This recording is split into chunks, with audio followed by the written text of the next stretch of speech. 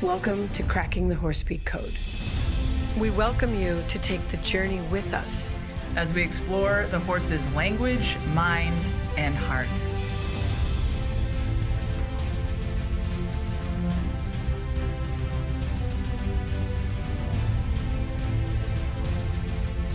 Welcome to Cracking the Horsepeak Code. I'm Laura Wilsey here with creator and founder of Horsepeak, Sharon Wilsey. And today, we're so excited to have you with us because we're going to explore how communication with horses can be the answer even if a situation feels a little bit out of control. Right. And that's a little bit surprising because normally when we think of a situation where the horses have gotten upset, they've gone what we call to a red zone. You would think, get the whip, get the rope. And sometimes, sure, those things are needed. What we discovered and what happened to happen, and we caught on film. Good thing for cell phones. Good thing for cell phones. Was that these three horses got out of control. I had not met them. I had never worked with them. It was the beginning of a clinic. So we were not expecting this to happen. The horses in question do therapy. They're very quiet. They're very calm. They live together. They live together. They've been in this enclosure all the time. So no one was expecting this. But what happened is that one of the lead horses had injured himself that morning in his mouth. And nobody knew it yet. So he was actually reacting to being uncomfortable and feeling like, I got to get out of here. So the container of communication is where Horsepeak really makes the difference. And I certainly have, a background in horsemanship and horse training and all that stuff, and know when to use a whip and when to use a rope and how to use those things. But what was really beautiful about this situation was that it was such an example because I didn't have a whip or a rope, so I just had me. That's the thing we like to say about Horsepeak. I can do this, but you can do this. Like anybody can do Absolutely. this. Because if you have yourself, you have your own body, which means you can do body language. And that's what this is all about. Using your body language on purpose to do the things that you need to do. Yeah. And with this, you did not drive these horses forward. Right. Right. Even though some other methods do drive horses when they start running, make them run a little bit more. Mm-hmm. But with this kind of, the way they were set up in this enclosure was that it was just a mock enclosure, so they could have pushed right through this fence line. And so for the safety of everybody, you were like, okay, how about you focus on me? Right. And that was really what happened throughout this video. So Exactly. Let's get it rolling. All right.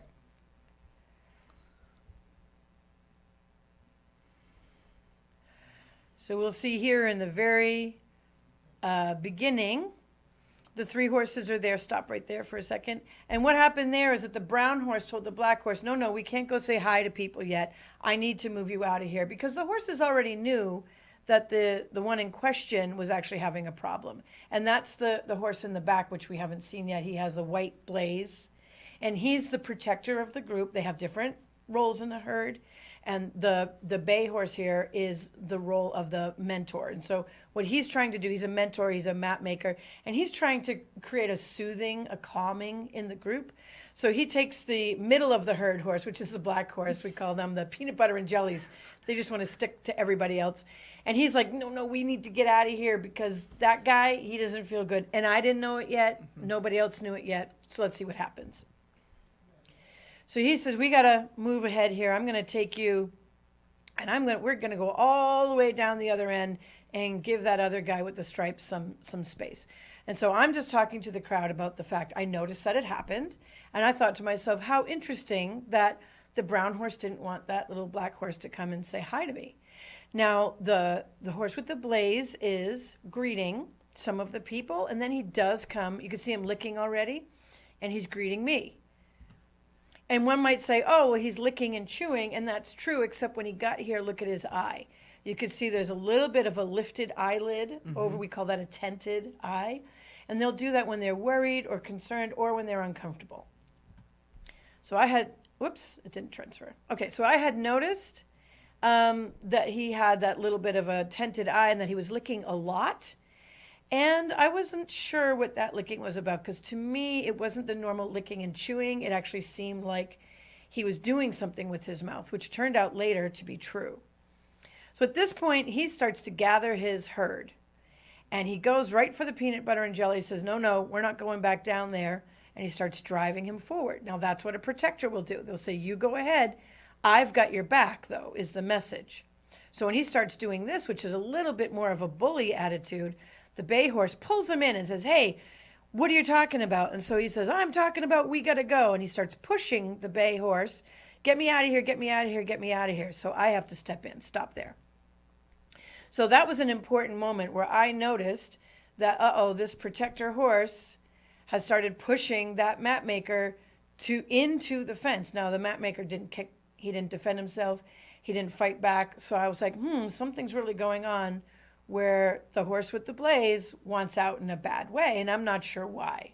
So what I want to be able to do at this point is not just step in and say, stop what you're doing.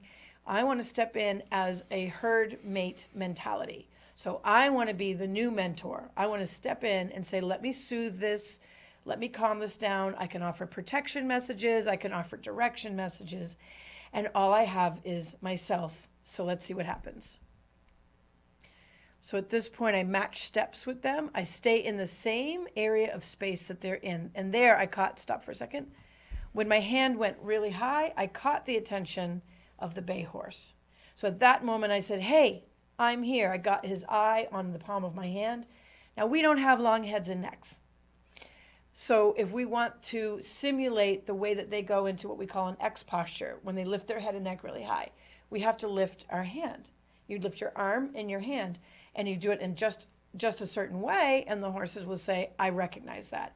So when that bay horse caught my hand with his eye, he went, oh, that means something. So let's watch. So the bay horse said, all right, I'm going to come towards you and I'm going to walk. But at this point, the stripe stopped for a second. The blaze horse had already went and got that little black horse again and was pushing him around some more.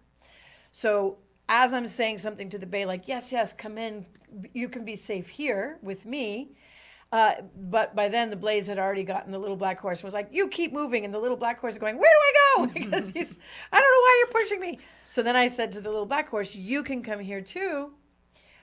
But now the blaze is really adamant about, I don't want to come in. I don't want them to come in. I want to go home. So we'll see what happens next. So now I put my palm towards the bay and I say, you come here. And he calms right down. Put my hand high for the little black horse. You go there with him. I'll try to. And he gets behind me. And there I say, Blaze, you come here. And he does. Stop right there. Good. So at that moment, I use the gesture of beckoning. And I said, you can come here. So this is not training. And that's where this stuff can look so similar because good trainers are intrinsically doing some horse speak. They can't help themselves because when a trainer has really spent a lot of time with horses, what's going to happen is the body language, it's natural, it's in your brain. We already memorize it by the time we're 3 years old. We have all these intrinsic body language gestures. And because we're both mammals, humans and horses are both mammals, what happens is at a certain point, we start to get each other. Like if you live with a dog or a cat, you start to get them.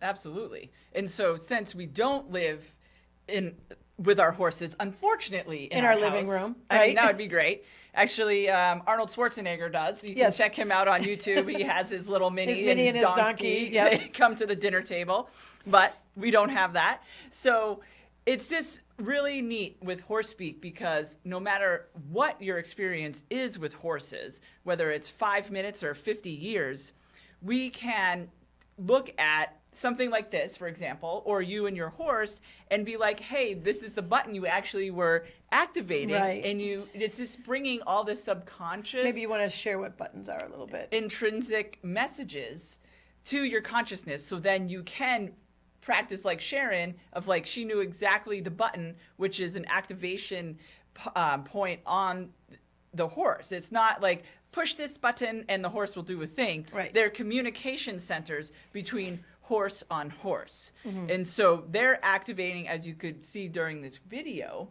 the horses were either driving each other with the hip, or they were moving their faces away at the cheek. So, or they were lined up girth on along girth. girth on girth along the side, or even shoulder to shoulder. So when you know where all the buttons are, you know which button you need to talk to create the movement that you're trying to create. But also, those buttons have mental and emotional connotations. So I knew which button to say, come here, you're safe, because they didn't feel safe. Come here, calm down, because you can relax with me. I'll make sure that you get your needs met. So that's what a mentor horse would do. It's what the bay horse tried to do in the beginning. But he wasn't successful because the other horse, the Blaze, needed to get out because he needed attention. So at this point here, let's go back to what's happening. The bay and the black horse just stay still. They go to the side.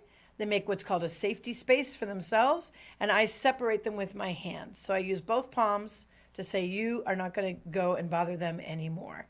And I come in here, stop right there.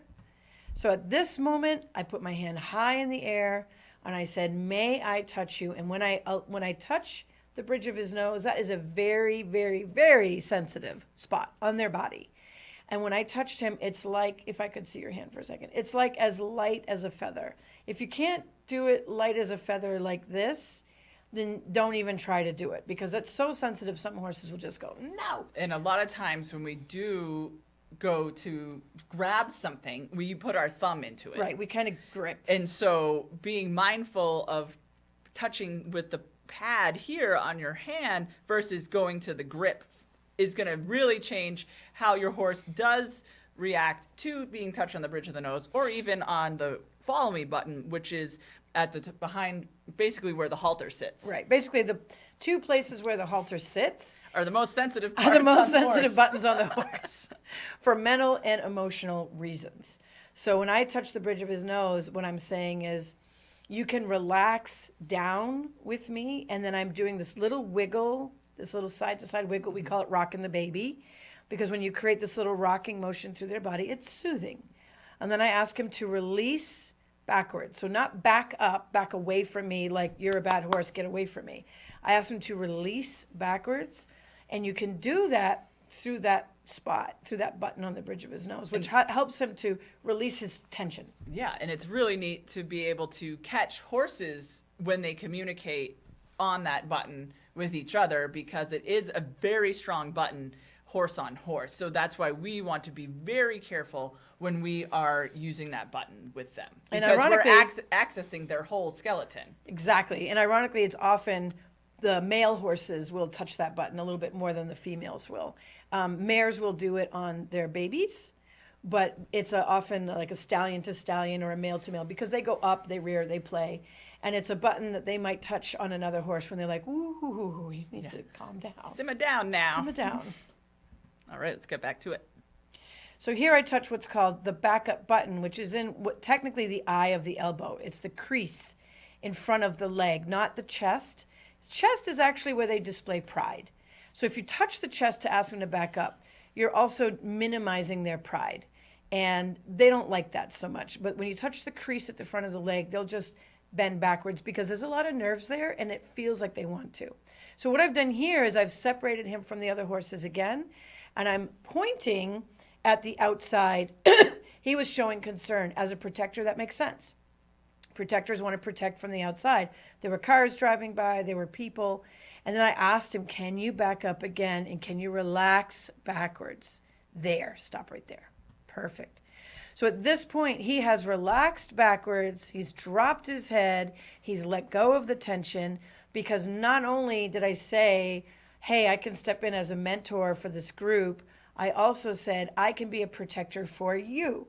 Because he was being a protector for them.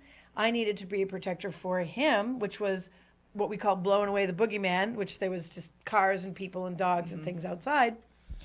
And by doing that, he said, okay, mentally, okay, I can let this go.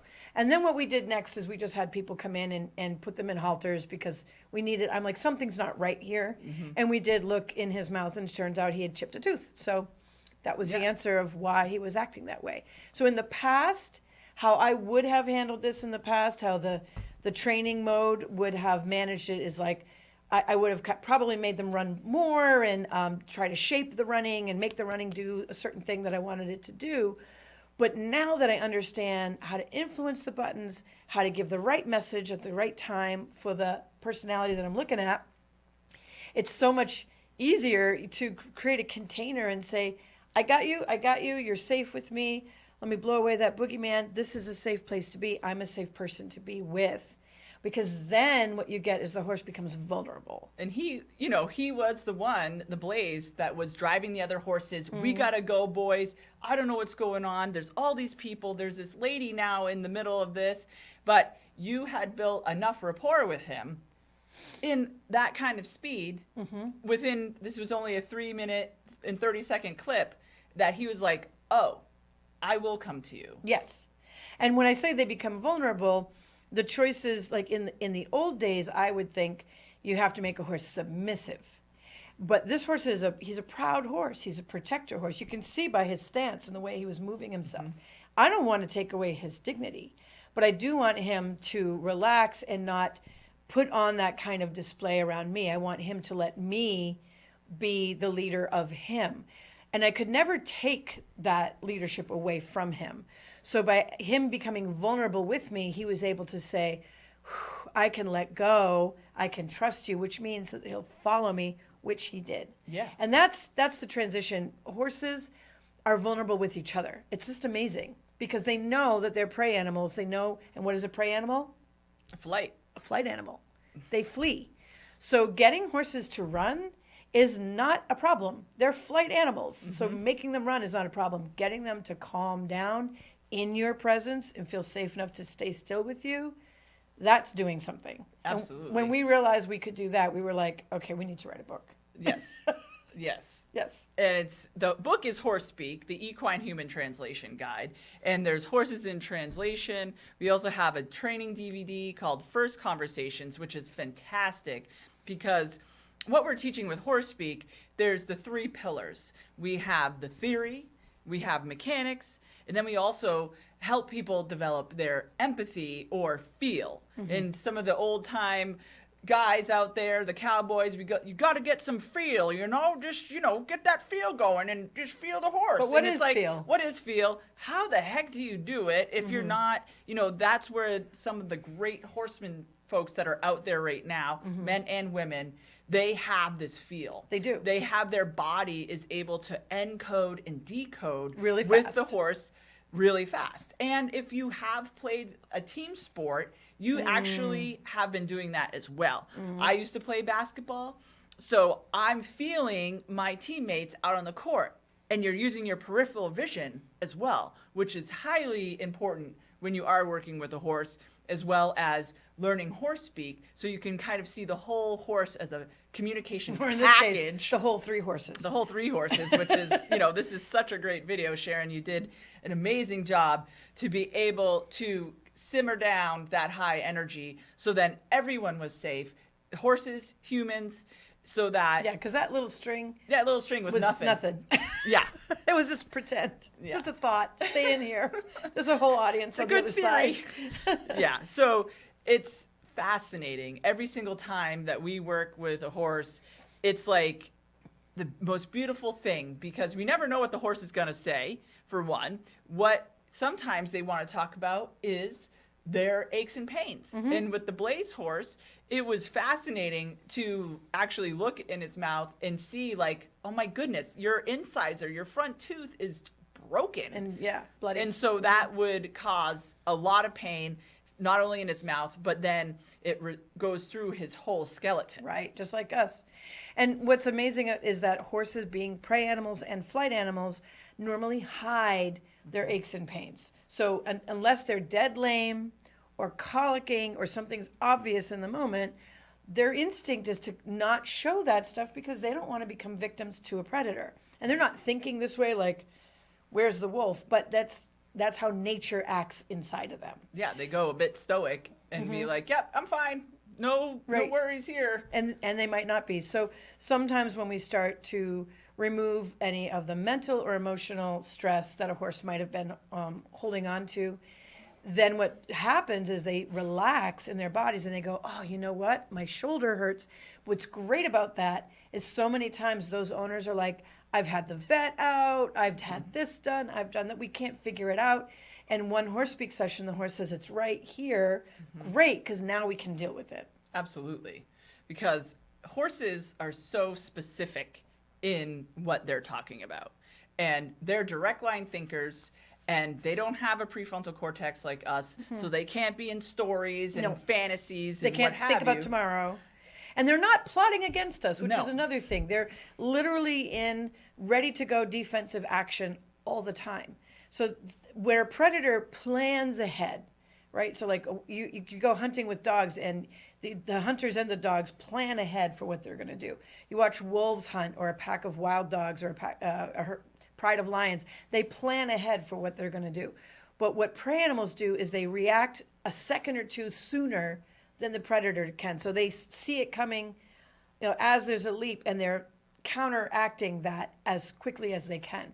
So when you're working with this kind of flight impulse, this kind of flight reflex, I don't want to escalate that. I don't want to, No. because that's faster than I can respond to.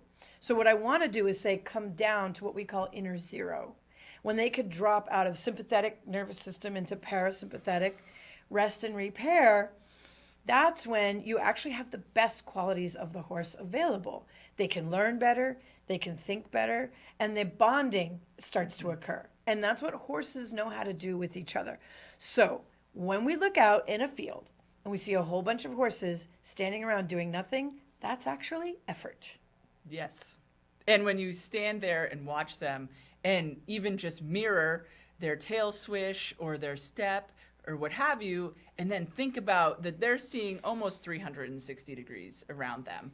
And to think about, oh, the leaves moved weird, or there's a squirrel. And or what there's the have you. protectors and the mentors. There's a few others. There's sentries, there's mamas, There's a there's whole- papas. There's a whole gamut of different personalities. But what they're doing is saying, I've got it, I've got it, I've got it. You're safe, you're safe, you're safe. And so it's constant effort to stay calm. So we've decoded what are the primary messages that horses need in order for us to be that member of the herd To of be two. their mentor, to be their protector, to be their teacher. And, also have the parenting, like a mothering or fathering instinct. Nurturing connection with them. So you can have the bond. Yeah, because it's Because- all about now, we can go on and on and Yeah, on. we could. And Very easily. It's all about a relationship. And Mm-hmm. that's what HorseSpeak helps you have, is a relationship that can go as deep as you want to go with it. And so thank you for watching, and we look forward to seeing you next time. The website is SharonWilsey.com. The book is called HorseSpeak. And in 2022, we have the third book coming out, and it's called Essential HorseSpeak, Continuing the Conversations. We'll see you next time. Bye-bye.